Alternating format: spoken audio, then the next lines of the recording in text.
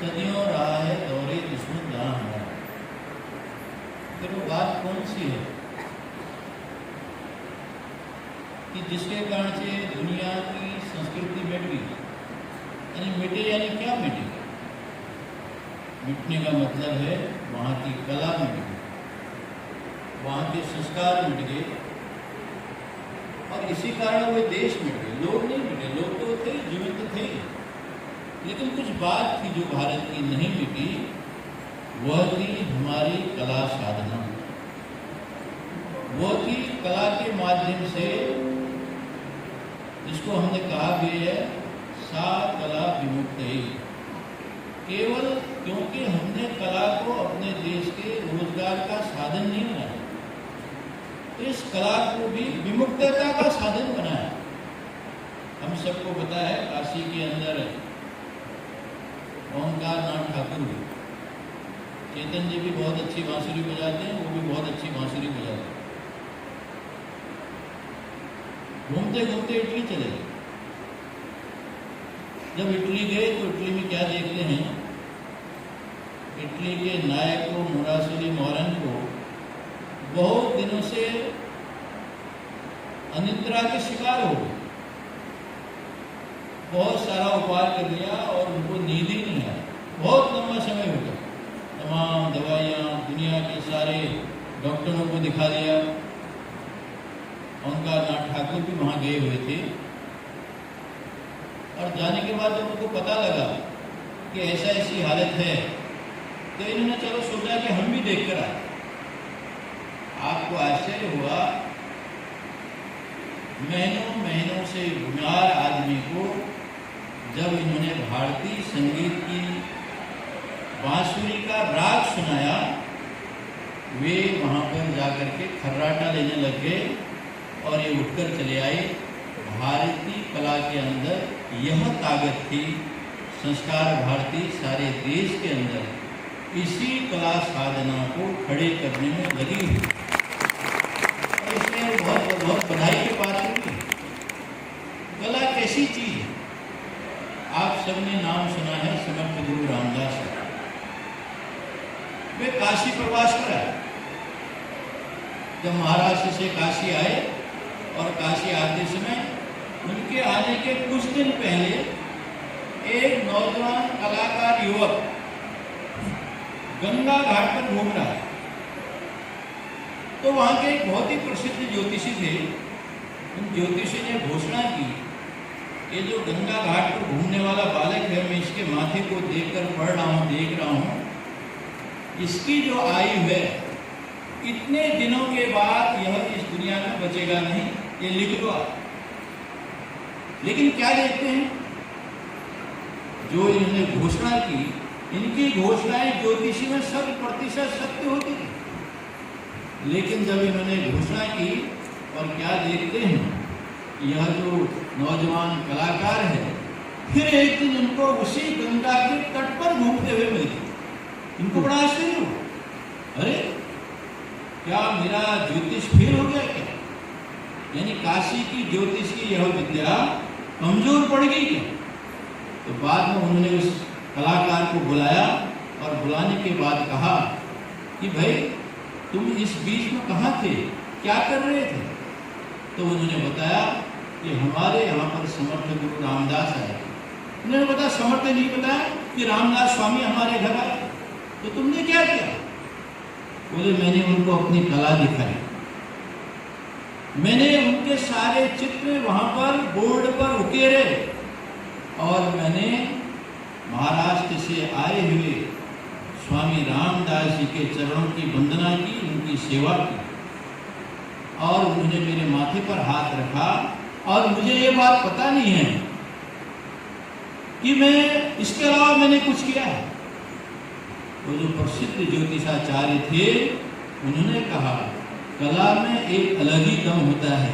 इस कला में मनुष्य जीवन के जो 5 आयाम हैं, उसमें से एक सबसे महत्वपूर्ण आयाम वह कला साधना भी है, वो संस्कार भी है, जिससे मनुष्य, महर्षि अरविंद ने उसको कहा है, वह सुपर ह्यूमन बनता है, महामानव बनता है, मानव से महामानव बनता है। और जिसके कारण से विमुक्ता की तरफ आगे बढ़ता है।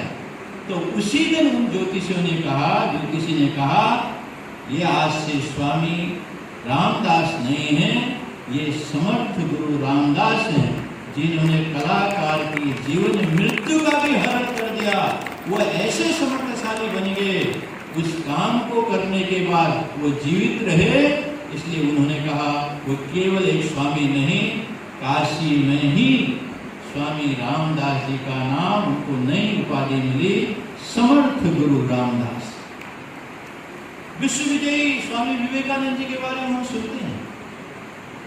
वे जब शिकागो के अंदर भाषण दे रहे थे, आप देखिए, हम एक आत्म तत्व की बात करते हैं और यही आत्म तत्व ने उस तत्व के आधार पर अपने प्रिय शिष्य के प्रति सदा सर्वदा उनके समक्ष आदर्श रूप रहकर उनको आगे बढ़ाने की जब बात करते हैं तो हम केवल सुनते थे, हम पढ़ते थे। लेकिन शिकागो धर्म सभा के अंदर जिस प्रकार के ऑडियंस आप लोग यहाँ पर बैठे हुए, यहाँ तो सारे कलाकार ही हैं।